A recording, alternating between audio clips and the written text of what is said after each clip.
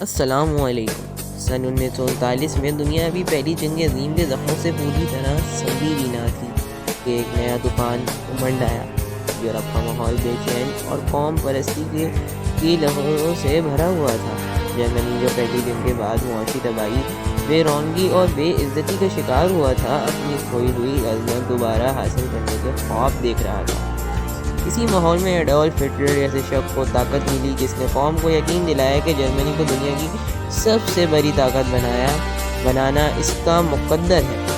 Hitler نے German فوج کو دوبارہ منظم کیا، جدید ہتھیار تیار کیے، دشمن ممالک کو ڈرانے کی پالیسی اپنائی اور بالآخر یورپ پر قبضے کی مہم شروع کی۔ اس مہم کی پہلی بڑی منزل تھی پولینڈ۔ 1 ستمبر 1939 میں جرمن فوج نے پولینڈ پر حملہ کیا۔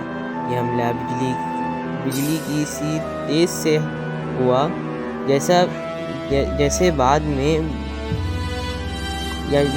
میں بلٹز کریگ یعنی بجلی کی جنگ کے نام سے جانا گیا۔ جرمن ٹینک، فضائیں اور پیادہ فوج حیرت انگیز رفتار سے پولینڈ کے دفاع کو توڑتے چلے گئے۔ چند ہی ہفتوں میں پورا پولینڈ جرمنی اور سوویت یونین کے درمیان بانٹ دیا گیا۔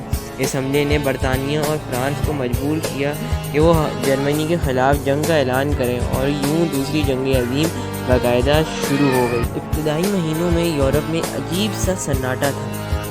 اسے فیونے وار کہا جاتا تھا، یعنی ایک ایسی جنگ جس میں بظاہر کچھ بڑا نہیں ہو رہا تھا، مگر ہر کوئی جانتا تھا کہ طوفان جلد آئے گا۔ پھر 1940 میں وہ طوفان آ گیا۔ جرمنی نے تیزی سے ڈنمارک اور ناروے پر قبضہ کیا تاکہ شمالی سمندری راستوں پر کنٹرول حاصل کر سکے۔ اس کے بعد جرمن فوج نے بیلجیم، ہالینڈ اور لگزمبرگ پر دھاوا بول دیا۔ ان چھوٹے ممالک کی مزاحمت جرمنی مشنری کے سامنے زیادہ دیر نہ چلی۔ اس کے بعد جرمنی کا اصل نشانہ تھا فرانس۔ دنیا سمجھتی تھی کہ فرانس کی مائگناٹ لائن مضبوط قلعہ بندی جرمنوں کو روک لے گی، مگر جرمنی نے اپنی ذہانت اور بلٹزکریگ کی رفتار سے فرانس کو حیران کر دیا۔ انہوں نے جنگلوں کے راستے حملہ کیا جہاں سے فرانس کو حملے کی توقع ہی نہ تھی۔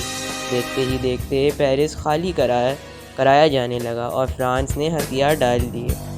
یورپ کا سب سے بڑا ملک جرمنی کے سامنے جھک چکا تھا۔ اب برطانیہ اکیلا رہ گیا تھا۔ ہٹلر نے سوچا کہ اب برطانیہ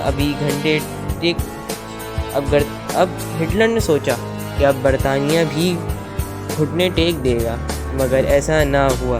برطانوی وزیر اعظم ونسٹن چرچل نے اعلان کیا کہ وہ لڑیں گے، چاہے سمندر میں، فضا میں یا زمین میں۔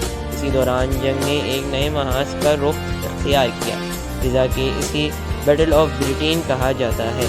جرمن فضائی نے لندن، مانچسٹر اور دیگر شہروں پر شدید بمباری کی، مگر برطانوی فضائی RAF نے اپنی مضبوط رادار ٹیکنالوجی اور بہادر پائلٹس کی مدد سے جرمنی کو روک لیا۔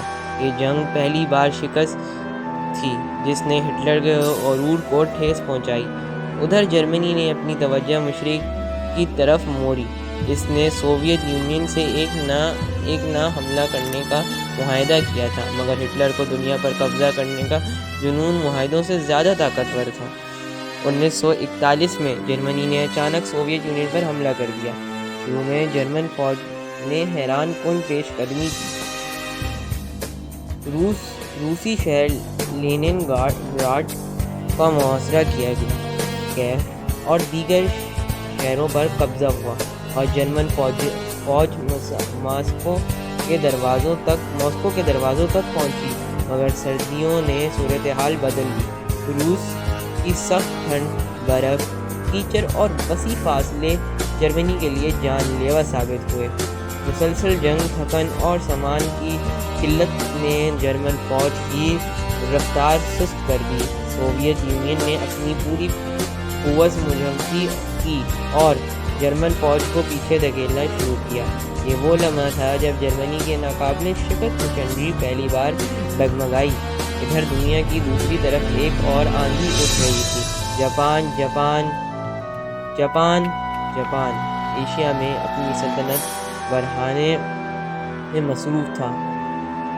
چین کے شہر نانجنگ میں قتل عام، کوریا پر قبضہ، جنوبی مشرقی ایشیا میں پیش قدمی نے جاپان کو طاقتور بنا دیا تھا، مگر امریکہ اس کے پہلوؤں سے پریشان تھا۔ جاپان نے طے کیا کہ اگر اسے ایشیا پر قبضہ کرنا ہے تو امریکہ کی طاقت بحرۂ بیرے کو ختم کرنا ہوگا۔ 7 دسمبر 1941 کو جاپانی فوج نے اچانک ہائی وے کی قوت سے امریکی بیڑے پر حملہ کر دیا۔ یہ حملہ پرل ہاربر کے نام سے مشہور ہوا۔ امریکہ اس کے بعد خاموش نہ رہ سکا۔ اس نے جاپان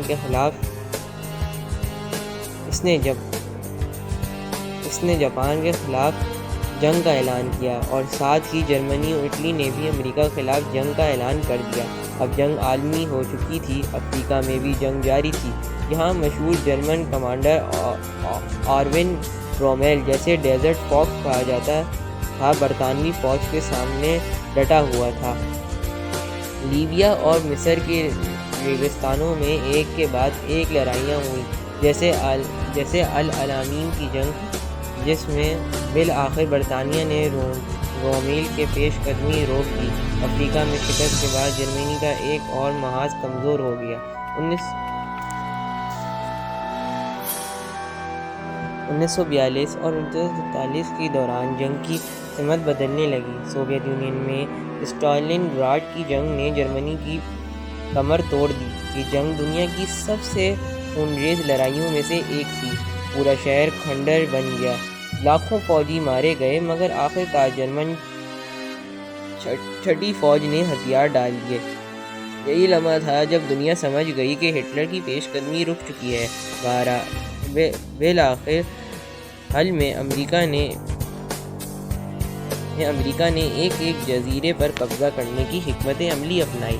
جاپان کی سپلائی لائن کاٹنے کے لیے مڈ وے کی جنگ فیصلہ کن ثابت ہوئی، جہاں امریکی بحریہ نے جاپانی بیڑے کے 4 بڑے جہاز تباہ کیے۔ یہ ایسی شکست تھی جس کے بعد جاپان کبھی مکمل طور پر سنبھل نہ سکا۔ 1947 میں اتحادی فوجوں نے یورپ کی آزادی کے لیے سب سے بڑی کارروائی شروع کی، جسے ڈے کہا جاتا ہے۔ یہ نارمانڈی کا ساحل تھا، جہاں ہزاروں بحری جہاز، توپیں، ٹینک اور لاکھوں فوجی اترے۔ جرمن دفاع مضبوط تھا، مگر اتحادی فوجوں کی تعداد اور تیاری 47 میں ہیروشیما اور ناگاساکی پر بھی حملہ کر دیا گیا۔ شہروں کی شکل مٹ گئی، ہزاروں لوگ دھوؤں میں جل گئے۔ جاپان ہل کر رہ گیا اور اسے ہتھیار ڈالنے پڑے۔ یوں دوسری جنگ عظیم کا اختتام ہو گیا۔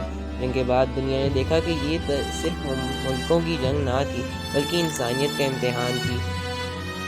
ہولوکاسٹ میں لاکھوں یہودیوں کو مارا گیا، فوجیوں اور عام لوگوں دونوں کی نسل کشی ہوئی، شہر تباہ ہوئے، خاندان برباد ہو گئے، اور دنیا نے پہلی بار یہ جانا کہ جنگ کبھی کسی کے لیے فائدہ مند نہیں۔ اسی جنگ کے بعد اقوام متحدہ کا قیام ہوا، تاکہ آئندہ نسلیں ایسی تباہی سے بچ سکیں۔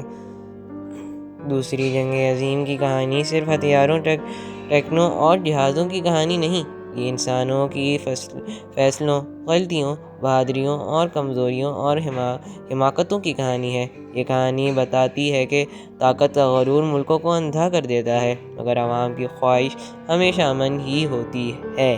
6 سال کی اس جنگ نے دنیا کو بدل کر رکھ دیا تھا۔ ملکوں کی سرحدیں بدلیں، نئے سپر پاور ابھرے اور ایک نئے عالمی سیاست نے جنم لیا۔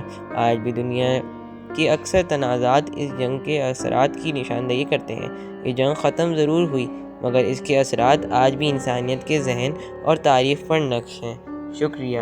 اس کانٹینٹ کو لائک کریں، شیئر کریں، سبسکرائب کریں، جتنا ہو سکے دوسروں تک پہنچائیں اور انفارمیشن کو بڑھائیں، اور ہمارے چینل کو بھی آگے پہنچاتے رہیں اور سبسکرائبر گین کرتے رہیں۔ ملاقات ہوتی ہے آپ سے اگلی ویڈیو میں، تب تک کے لیے اللہ حافظ۔